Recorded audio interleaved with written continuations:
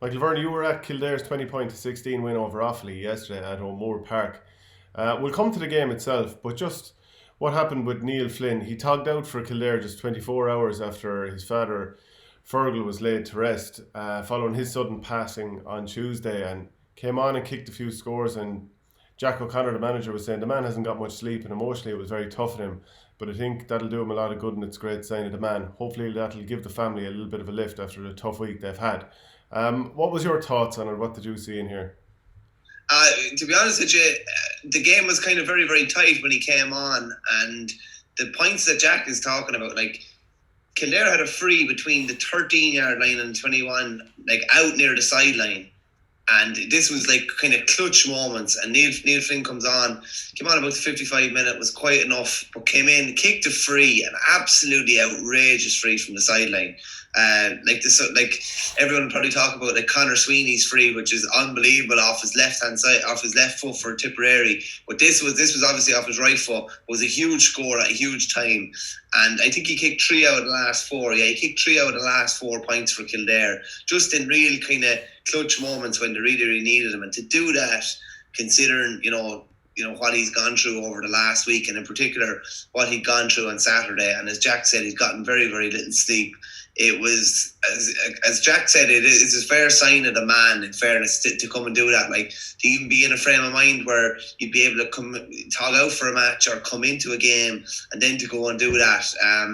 It was great for him, because obviously it was a horrible week, and at least there's some bit of light at the end of the week for him and for his family. And they booked obviously a semi-final with me, but just outstanding. The free, we do a thing in the Independent, it's like the magic moment, and that was, wouldn't usually give it to a free, but considering the circumstances, considering the angle of the free, considering how tight it was, considering everything that had gone on with him over the last couple of days, it was magnificent. And it was a great picture after, just see one of his teammates coming over to him and embracing him, and like, I'm sure there was a massive outpour of emotion from him at the end of the game. Just, there's so much kind of pent up, and I'm sure he wanted it in a way. He kind of just wanted to go out and play and try and take his mind off it, even for those 20 minutes when he was on the pitch. And then when the final whistle goes, your mind is totally back on that again. But at least it's some sort of something that they can take out of after a really, really hard week. Yeah, and best wishes to the Flynn family.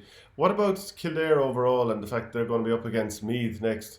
Did you see much from them? Like, Dara Kerwin came in for his debut, got 6 points. Daniel Flynn, he's had a hamstring issue, and he came back and probably didn't have his greatest 40 minutes, but at least he was back involved. Yeah, Jack kind of said after, like, that he wasn't going to sugarcoat it. It's like they weren't great. There's no point in saying any different. And Offaly cut them open a couple of times. Keane Farrell had a really good chance after 20 minutes, and he actually beat Mark Donlan in the Kildare goals. But Shea Ryan had dropped back from full back onto the line, stopped it. Bernard Allen had a goal chance midway through the second half as well for Offaly. If one or both of those had gone in, could have been a different result. In fairness, like, if you're getting cut open by Offaly in O'Moore Park, it's not a great sign for what Meath might do to them potentially in Croke Park, or what a Dublin might potentially do to them in Croke Park in a Leinster final. But I'd say having a championship game under their belt will definitely bring him on. Dara Kerwin, he's a bit of a phenomenon. Like, he was unheard of 12 months ago.